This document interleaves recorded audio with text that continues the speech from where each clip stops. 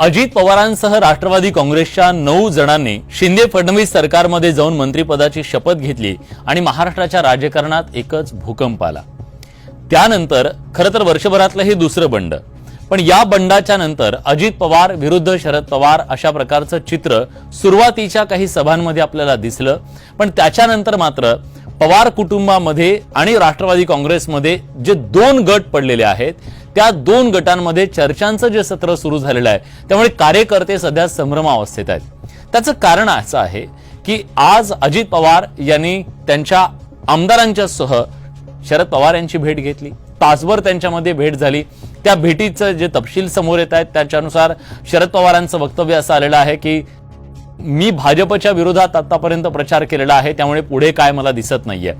एक प्रकारची संभ्रमावस्था। दुसऱ्या बाजूला आमदार सातत्याने शरद पवार यांच्या भेटीला जात आहेत। एक गटाचं असं म्हणणं आहे की आपण शरद पवार यांच्याशिवाय निवडून येऊ शकत नाही याची भीती त्यांच्या मनात आहे, त्यामुळे सगळे आमदार शरद पवार यांना सोबत घ्यावं किंवा त्यांचा आशीर्वाद मिळवण्यासाठी प्रयत्न करतायत। पण आपण जर बघितलं तर सुरुवातीला शरद पवार यांच्यापासून वेगळी भूमिका अजित पवार यांनी घेतल्यानंतर इकडच्या आणि या दोन्ही गटाच्या नेत्यांनी एकमेकांवरती हल्ले चढवायला सुरुवात केलेली होती। आरोप प्रत्यारोपांचा सिलसिला सुरू झालेला होता, पण अचानक एक घटना घडली, भावनिक घटना होती ती म्हणजे शरद पवार यांच्या पत्नी जेव्हा आजारी पडल्या, त्यांच्या हाताला लागलं, तेव्हा त्यांना भेटण्यासाठी म्हणून अजित पवार सिल्वर ओक या निवासस्थानी गेले आणि सगळ्यांचे डोळे विस्फारले। तेव्हा तिथं त्यांनी सांगितलं होतं की मी जरी गेलो असलो कुटुंब आणि राजकारण वेगळं आहे, त्यामुळे तो ब्रिज जो आहे तो कौटुंबिक ब्रिज जो आहे तो कायम होता हे त्यातून स्पष्ट झालं। पण अचानकपणे आपल्या सगळ्या मंत्र्यांना सोबत घेऊन अजित पवार शरद पवार यांना भेटायला गेले। काल त्यांची ती भेट झाली, त्यामुळे सगळ्यांना आश्चर्याचा धक्का बसला, कारण ही काही कौटुंबिक भेट नव्हती, ही राजकीय भेट होती।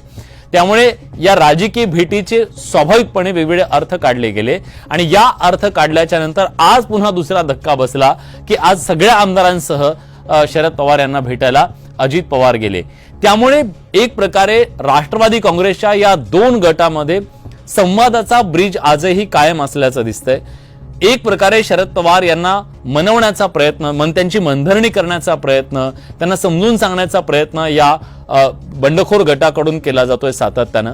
खरं तर याच्या आधी सुद्धा राष्ट्रवादी काँग्रेसचे अध्यक्ष शरद पवार यांनी आपल्या अध्यक्षपदापासून आपण दूर होतोय अशा प्रकारची घोषणा केल्यानंतर एक भावनिक वातावरण तयार झालं। कार्यकर्त्यांनी साथ घातली होती शरद पवारांना की त्यांनी ह्या निर्णयापासून माघारी यावं।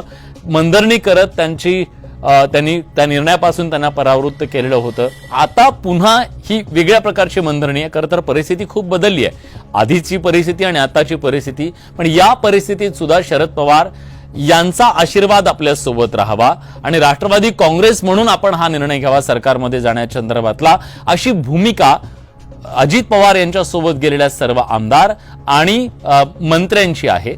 त्यामुळे खरं तर आता ज्या प्रकारची बॉडी लँग्वेज आज दिसत होती या सगळ्या आमदारांची आणि बंडखोर नेत्यांची, त्या बॉडी लँग्वेजमध्ये त्यांना आशा दिसते की शरद पवार नक्की आज ना उद्या त्याच्याबद्दलची भूमिका घेतील, त्यांना सकारात्मक भूमिका घेतील असं दिसतं, म्हणजे त्यांची बॉडी लँग्वेज तसं सांगते।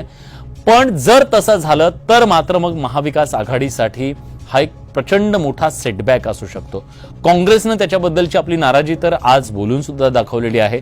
यशोमती ठाकूर म्हणाले की सततच्या ज्या या बैठका आहेत त्या बैठका योग्य नाहीयेत आणि त्याच्यातनं जो मेसेज जातोय तो मेसेज योग्य नाहीये, त्यामुळे भूमिका घ्या असं सांगितलं जातंय काँग्रेसकडून शरद पवार यांच्या गटाला की तुम्ही कठोर भूमिका घ्या। दुसऱ्या बाजूला आपण बघतोय की शिवसेनेचा ठाकरे गट सुद्धा हेच म्हणतोय की शरद पवारांनी त्या कठोर भूमिका घेतली पाहिजे या गटाच्या बद्दल।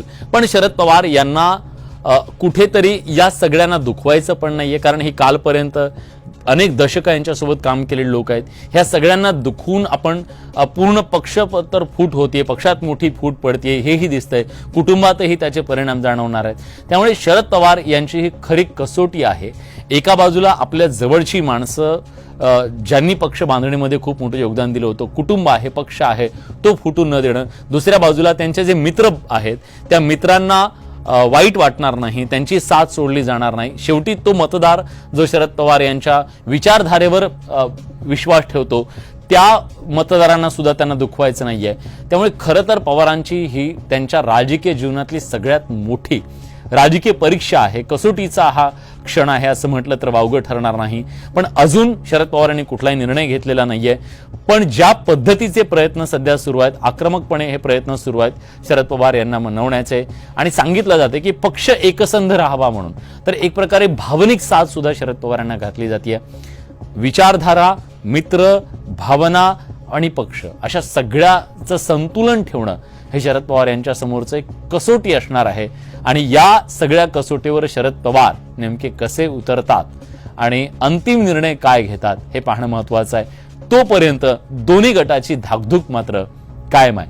दोन गटाचीच नाही तर तिकडे ठाकरे गटाची सुद्धा आणि काँग्रेसची सुद्धा धाकधूक वाढलेली आहे गेल्या काही दिवसातल्या या सगळ्या भेटीगाठींनी.